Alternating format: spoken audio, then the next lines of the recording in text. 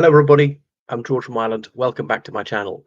This is about Ukraine's drone strikes deep inside Russia today. It's the glorious 1st of June from their perspective.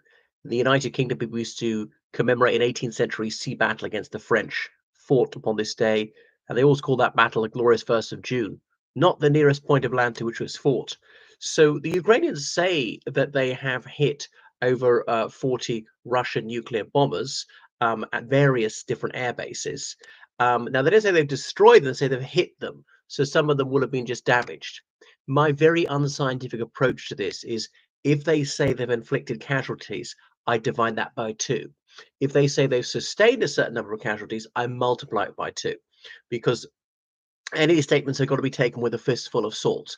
I know they don't lie as badly as the Russians, but what they claim versus what's confirmed, there's a big gap. You expect there to be some gap because sometimes they claim things, and even if they're telling the truth, sometimes you can't confirm it. But you have to expect in wartime they're going to overstate the losses they inflict and understand those they suffer themselves. But there's no doubt they've destroyed at least a few. And these are Russian nuclear bombers. Now, even if it's the cheaper one, the Tu-160 Blackjack, that costs at least $250 million. At least $250 million. It could be the Tu-160 M2, which is the upgraded version, and they cost about $500 million. I mean, if they've destroyed even one of the cheaper kind, that's a big loss because the ordinary Russian fighter jets, they start from $20 billion, which is like much cheaper than the American versions. The US versions or British versions or whatever, they're about $100 million. And the Russian ones are nothing like as good. I mean, they're not 5 times worse. I don't know much about aviation. Surely that's evident from what I'm saying. But it's very impressive that they've done this. So the Ukrainian drones are not far enough, a long enough range to reach that far. Because Siberia, that's east of the Urals. So that's how many kilometers from the Ukrainian border? That's over 1,000 kilometers. But some of these are much further, if further east, in like Irkutsk, are over 3,000 kilometers. So it appears that they somehow smuggled some of the drone components inside Russia. The SBU, that's Ukraine's intelligence service, has their agents or possibly their officers deep inside Russia, firing them from innocuous vehicles. They said this has been 18 months in the planning, was meticulous. The drones were secreted inside these mobile wooden cabins, and the roofs opened. These were transported on trucks. They're fired at the right time near air bases. And it took place in 5 different regions. Russia's confirmed these attacks took place. So that was a really impressive coup of organization and indeed execution. So Russia will not be happy about that. And this is obviously bitterly humiliating for Russia. It's a police state, a surveillance state. People really have no rights of free expression, of fair trial, anything like that, to keep you safe for your own security. No, it's for the security of the regime against their own people. But clearly, this deal is not worth it because they've taken away your rights. All this deprivation of liberty hasn't made them more secure; it's made them insecure, and they can't defend their national territory. Why are you trying to take more? So Belaya in Irkutsk Oblast, that's near the Russian Far East, really, near Lake Baikal, the deepest lake in the world. Alenia in Murmansk Oblast in the very north, on the White Sea. Diaghilevo in Ryazan Oblast, that's not that far from Ukraine, and Ivanova, and so on.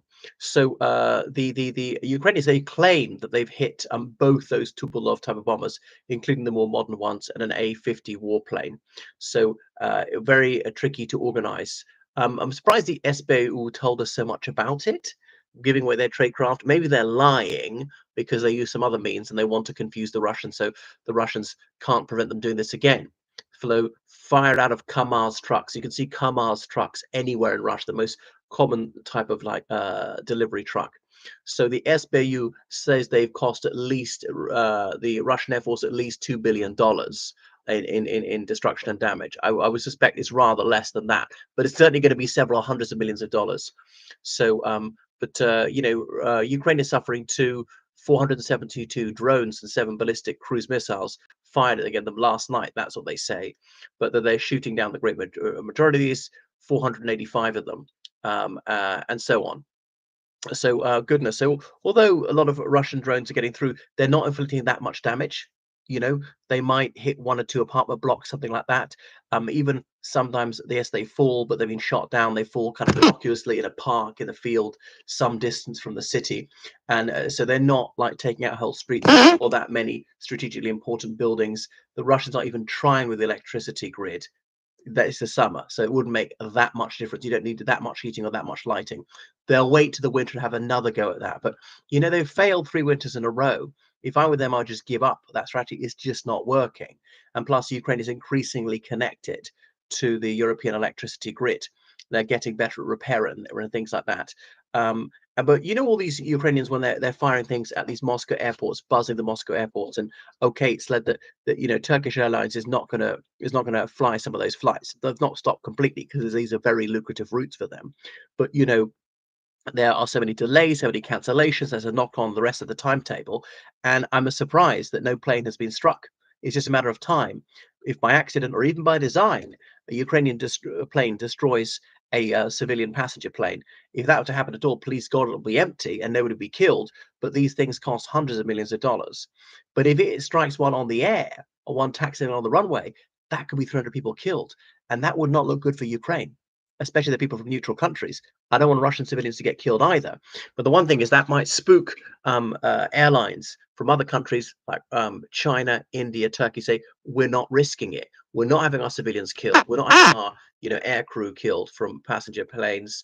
What will the insurers say? Because remember, insurers say we're not going to pay out, but you're too dangerous. Insurance doesn't cover war. Now Russia's saying this is not a war; it's a special military operation. It's a crime to call it a war. Even Putin called it a war, but obviously his laws are for other people to obey, not himself, just like his laws against stealing and everything like that. So, goodness, all those hundreds of drones they've flown near Russian airports, very heavily defended, they almost all get shot down. If you just use those against military targets, maybe you'd be able to break up these Russian formations massing near Sumy. The attack on Sumy might not take place.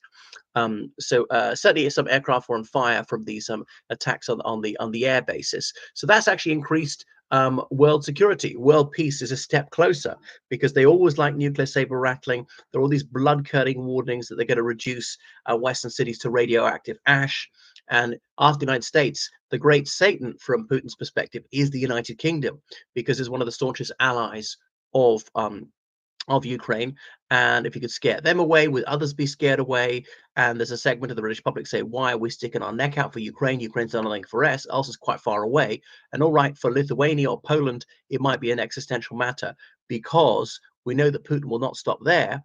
If he manages to destroy Ukraine, you're next in his hit list. But the United Kingdom could say, okay, we're bailing out, and Putin might let the UK go. And it's quite far away, and it's never part of Russian territory. So there is an argument to say, just wash your hands of Ukraine.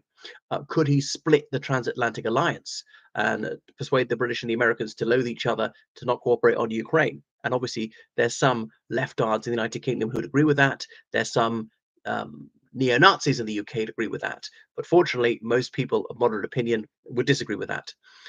So I've got to say bravo to the Ukrainians, and some Russian Air Force personnel would be killed in this, and I mourn them. I hope it doesn't sound glib or insincere because it is heartfelt. They're human beings too. Each one of them was somebody's baby. Each man or woman had people who love them, and it's a pity. And they are victims of Putin's war. And there are good people who serve bad causes. They get hoodwinked by propaganda. They don't even think about it. There's a lot of my side bias. There's this motivated reasoning and so on. Um, so yeah, if you were Russian, if you were subjected to all this endless propaganda, you might fall for it too.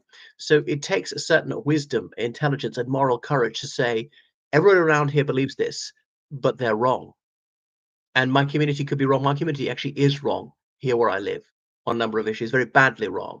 So the majority is not always wrong and it's not always right. So don't start out from the assumption the majority must be right or the majority must be wrong. Think for yourself, question everything. Exactly the kind of thing that Putin wants to prevent, that the wokesters want to prevent, that Trump wants to prevent. So say no to closed systems of thought. And that's what got us into this mess, in this terrible Ukraine. So Slava Ukraine, Slava Heroim. Right. Thank you for watching my channel. Make sure you subscribe on Patreon today, PayPal, georgecannon79@gmail.com. Goodbye.